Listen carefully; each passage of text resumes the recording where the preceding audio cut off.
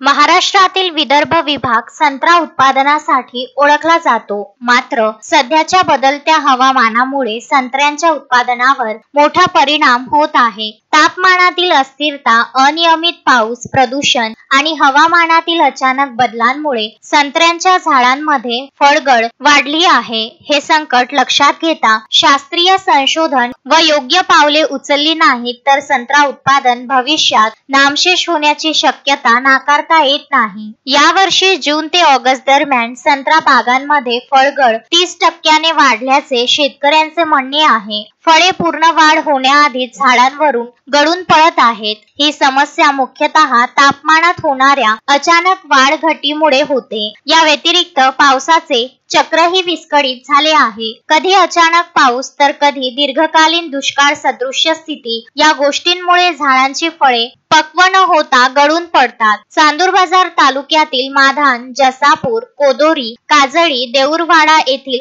अनेक शेतकरी यांनी आपल्या शेतातील संत्रा काढून टाकला आहे. बंडूपंत निमकर, राहणार जालनापूर आणि मी ग्रामपंचायत सदस्य आहे. आज पत्रकार बंधू आणि मी आमच्या शेतात आलो असता जवळपास या 15 दिवसात झालेली गळण याची आम्ही काही व्हिडिओ शूटिंग केली, काही फोटो घेतले. या जे वातावरण आहे या वातावरणात जो बदल झाला म्हणजे कधी पाणी तर पाणी नाही, व्यवस्थित नाही. त्यानंतर टेम्परेचर वाढलं तर अचानकच भरपूर प्रमाणात टेम्परेचर वाढलं. तेव्हापासून जा गळती चालू झाली तर आज अशी कंडिशन झाली का जवळपास 50% याच्या वर झाडावरचा संत्रा खाली झाला आहे. यासाठी NRCनं जे गव्हर्नमेंटनं जे नियुक्त केलेली संस्था आहे या NRCनं यावर लक्ष देणं आवश्यक होतं. पण NRCचं अजिबातच यावर लक्ष दिसून येत नाही.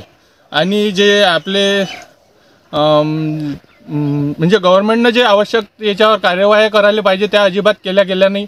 त्यामुळं म्हणजे यासाठी यावर गव्हर्नमेंटनं भरपूर प्रमाणात लक्ष देणं आवश्यक आहे.